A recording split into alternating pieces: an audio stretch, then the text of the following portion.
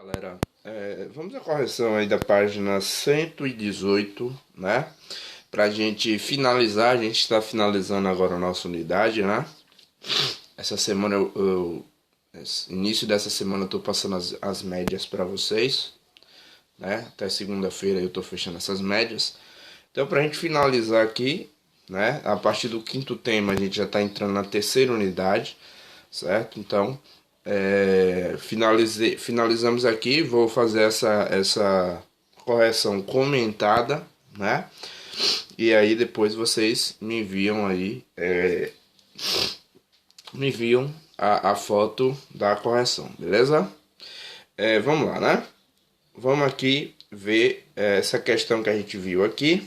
A gente viu aqui a emancipação do Brasil, né? Ou seja, o período que o Brasil se tornou realmente independente, naquele período ali de 1822, né? Quando o Brasil se torna realmente independente, né? Vamos lá. Ó, primeira questão do sistematizar, anota aí. Qual era a situação de Portugal após o fim do domínio napoleônico? Lembre que o domínio napoleônico em Portugal ele começa ali no final de 1807, né? Lembre que as tropas francesas chegam em Portugal em 1807, finalzinho de 1807, quando Portugal sai, né?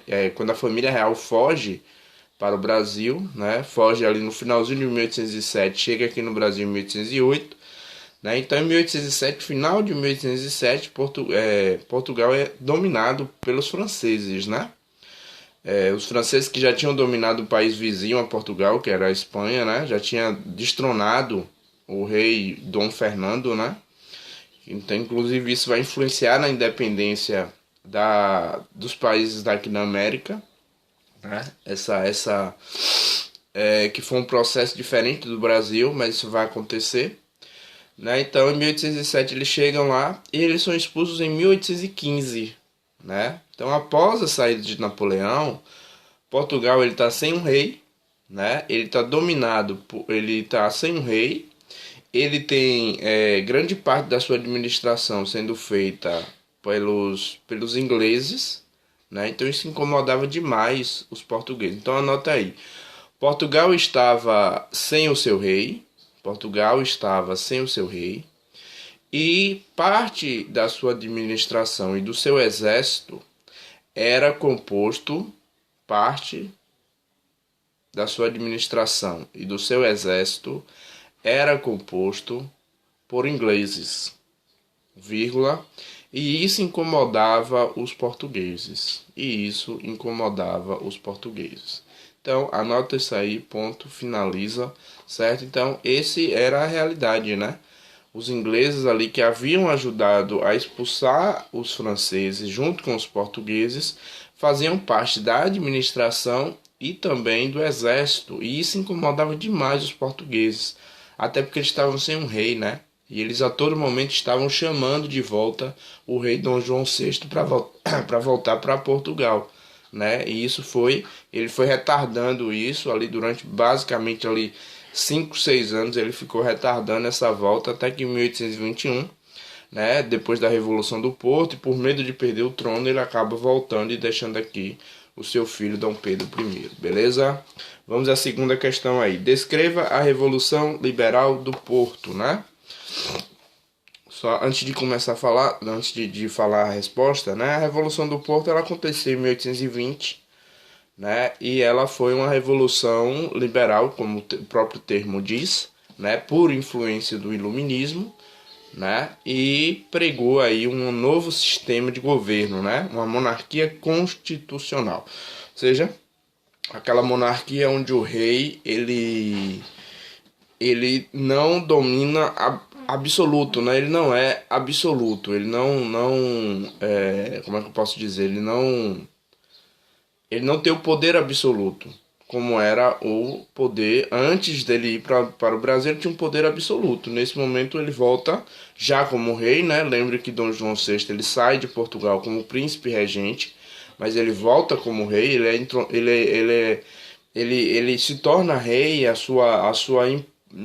Como é que eu posso dizer? A sua transformação em rei absoluto é no Brasil, só que a partir da Revolução do Porto ele vai perder o seu poder. Então coloca assim: a Revolução do Porto foi uma revolução. A Revolução do Porto foi uma revolução liberal, né? Foi uma revolução liberal, vírgula, onde o rei seria subordinado ao parlamento, onde o rei seria subordinado ao parlamento. Onde o rei seria subordinado ao parlamento, vírgula, ela aconteceu em 1820 e pregava o retorno do rei Dom João a Portugal. E pregava o retorno do rei Dom João a Portugal. Beleza? Anota aí, ponto, finaliza, né? E ele vai acabar retornando em 1821 e deixa aqui no Brasil seu filho Dom Pedro, que pouco tempo depois se tornou Dom Pedro I, né? Imperador do Brasil. Vamos aí, terceiro. Por que foi exigido que Dom João VI retornasse a Portugal? Ó, primeiro ponto, né? Bota assim, anota aí. Foi exigido a volta de Dom João, pois foi instituído que Portugal teria uma monarquia constitucional.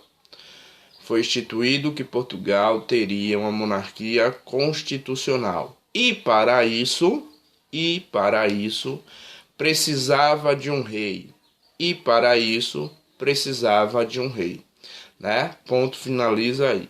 Então, gente, Portugal institui que não vai ter mais monarquia absoluta, mas vai continuar com a monarquia.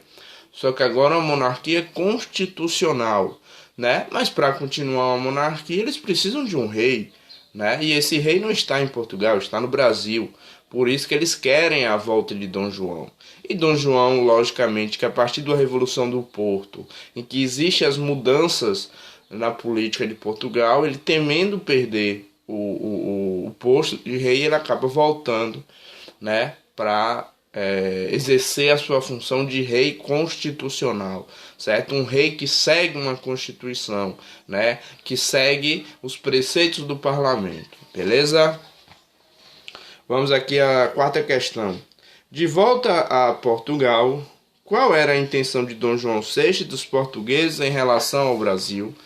Logicamente que, bota assim, anota aí, a intenção de Portugal, a intenção das cortes portuguesas e de Dom João VI era a recolonização do Brasil. Era a recolonização do Brasil, certo? Essa é a grande intenção, ponto, finaliza aí. Então essa era a grande intenção das cortes portuguesas, ou seja, do parlamento português e também de Dom João VI. Era que o Brasil fosse recolonizado, né? Não existia a intenção de separação, né? A intenção de separação vai surgir por Dom Pedro I por muita pressão do Partido Brasileiro, por muita pressão da elite brasileira, né? Principalmente dos irmãos Andradas, né? Que vai ser muito importante no convencimento a Dom Pedro de tornar o Brasil independente para que ele fique aqui governando. Então essa ideia não partiu de Dom João e nem de Portugal. Dom João e Portugal queria a recolonização do Brasil. Então essa era a grande intenção, certo? Quinto, explique de que forma a popularidade de Dom Pedro aumentou no ano da independência do Brasil, né? A popularidade, bota assim, a popularidade de Dom Pedro aumenta com o dia do fico, com o dia do fico. A popularidade de Dom Pedro aumenta com o dia do fico, vírgula, ali ele mostrou que não atenderia às ordens de Portugal. Ali ele mostrou que não atenderia às ordens de Portugal, né? Ponto, finaliza aí. Ou seja, a partir desse momento, né, Dom Pedro está recebendo uma pressão muito forte de Portugal para voltar, né?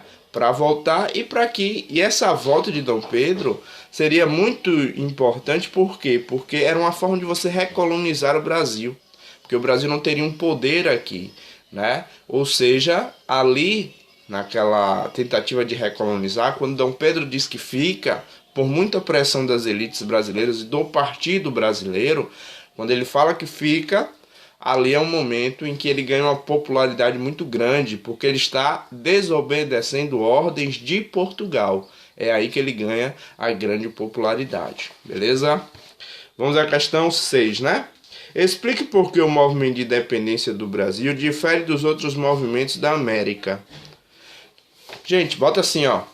A grande diferença está no sistema de poder que foi instituído. A grande diferença está no sistema de poder que foi instituído. Enquanto os nossos países vizinhos se tornaram uma república, o Brasil se tornou império. Enquanto os nossos países vizinhos se tornaram uma república, o Brasil se tornou um império. Ponto, finaliza aí. Gente, o que é que acontece aí, né? Quando você tem ali a instituição de um império, um império hereditário, é totalmente diferente dos nossos países vizinhos. Outra coisa, os países vizinhos tiveram uma grande luta armada, né? Aqui no Brasil não. Praticamente não houve luta, a não ser aqui na Bahia, né? Que nós somos barril dobrado. Então aqui na Bahia você teve a luta de independência, a tentativa de expulsão dos portugueses, mas no mais, praticamente foi uma declaração política, né? E houve ali, em 1825, a gente viu que houve o pagamento de uma indenização a Portugal para que ele reconhecesse o Brasil como independente. Então, é totalmente diferente dos nossos países vizinhos, que lutaram por sua independência e que se tornaram república. O Brasil não se torna república ao se tornar independente. O Brasil se transforma em um império. Praticamente continua o mesmo sistema, não houve mudança. Lembra que a gente falou, inclusive tem no resumo de vocês aí, que a gente falou que não houve mudança nem econômica, nem social, nem política. A política, sim, porque a gente deixou de ser dependente de Portugal, mas a gente continuou sendo uma monarquia, só que agora com um império, né? E hereditário, assim como era antes também. Então, praticamente não há mudanças estruturais. Praticamente a gente continua da mesma forma. Então, isso é importante de salientar, né? Isso é muito importante de salientar, certo? Corrijam aí a atividade, né? E me mandem a correção com o nome de vocês, beleza?